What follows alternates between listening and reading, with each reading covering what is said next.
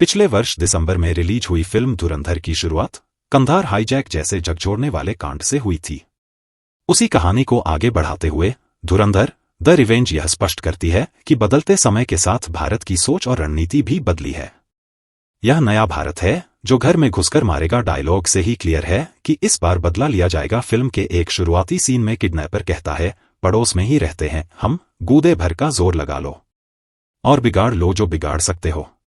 इस बार निर्देशक आदित्य धर ने भारतीयों का दमखम दिखाया है। उन्होंने भारतीय एजेंटों की साहसिक कार्रवाई और बदले की भावना को अधिक विस्तार और तीव्रता के साथ प्रस्तुत किया है। हालांकि यह मूल फिल्म की तुलना में थोड़ा कमजोर है।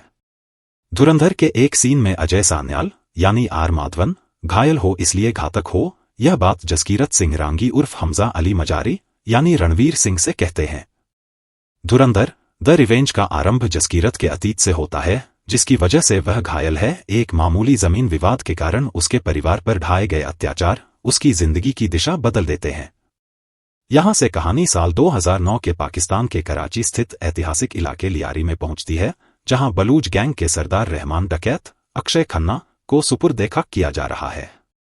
उसके बाद हमजा अपनी चतुराई और रणनीतिक सोच से परिस्थितियों को अपने पक्ष में मोड़ते हुए स्वयं लियारी का सर्वेसर्वा बन जाता है। इस सफर में उसे अपने ससुर जमील राकेश बेदी का पूरा सहयोग मिलता है।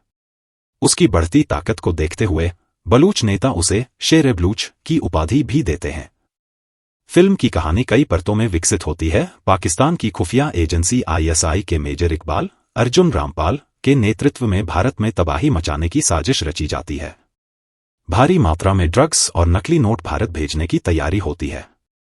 इस बीच SSP असलम चौधरी संजय दत्त को हमजा पर शक होता है।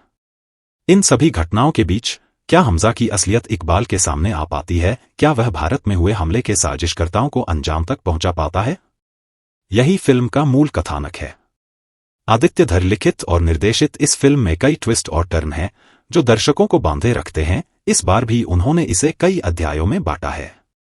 इनमें बलूच नेताओं की भागीदारी, ईश निंदा, नकली नोटों का कारोबार, भारत में नोटबंदी, भारत को तबाह करने की साजिशें, पाकिस्तानियों का साथ देने वाले स्थानीय राजनेता, उरी हमला, बाबरी मस्जिद विध्वंस जैसे विषय शामिल हैं।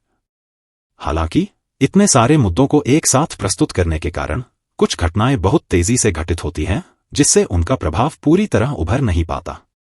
मसलन आतंकियों की ताबड़तोड़ हत्या, यह सब बहुत तेजी से और सुगमता से होता है। प्रयागराज में मारे गए नेता के तार किस प्रकार से पाकिस्तानी साजिशकर्ताओं से जुड़े थे, यह चौंकाता है। नोटबंदी के दौरान प्रधानमंत्री नरेंद्र मोदी का टीवी पर चलता भाषण कहानी को विश्वसनीयता प्रदान करता है। फिल्म का क्लाइमेक्स विशेष रूप से लंबा है, जहां हमजा और मेजर इकबाल के बीच संघर्ष को जरूरत से ज्यादा खींचा गया है। हालांकि अंत में मददगार भारतीय एजेंट का सामने आना चौंकाता है। फिल्म में एक्शन की भरमार है और कई दृश्य अत्यंत हिंसक हैं। संगीत की बात करें तो बैकग्राउंड स्कोर प्रभावी है और कहानी के साथ सटीक बैठता है। पुराने लोकप्रिय गीत तम्मा तम्मा, ओए ओए और बाजीगर ओ बाजीगर फिल्म में सुनाई देते हैं और एक अलग भावनात्मक जुड़ाव पैदा करते हैं। हालांकि पहले भाग की तुलना में इस बार मौलिक संगीत उतना प्रभावशाली नहीं बन पाया है। फिल्म की सबसे बड़ी कमजोरी इसकी लंबाई है।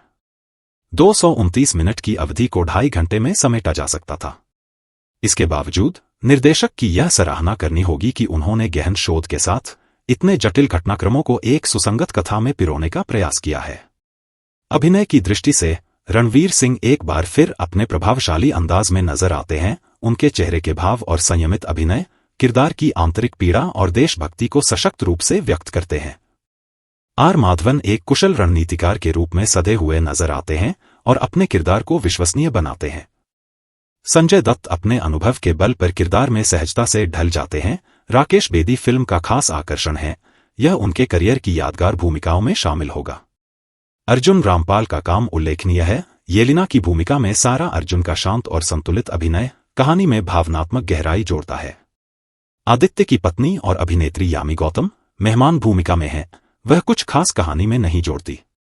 फिल्म के अंत में संवाद है, बलिदान देने से बड़ा कोई कर्म नहीं होता और देश के लिए बलिदान देने से बड़ा कोई धर्म नहीं होता।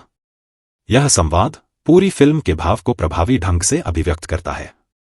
कुल मिलाकर धुरंधर द रिवेंज एक महत्वाकांक्षी, व्यापक और विचारोत्तेजक फिल्म है जो देशभक्ति, प्रतिशोध और बलिदान जैसे भावों को प्रभावी ढंग से प्रस्तुत करती है। फिल्मीबाज की तरफ से इस मूवी को 4 आउट ऑफ 5 स्टार। अगर आपको ये वीडियो पसंद आई हो तो लाइक करें, शेयर करें और चैनल को सब्सक्राइब करें। मिलते हैं अपने अगले वीडियो में, तब तक लाइफ के मजे लीजिए।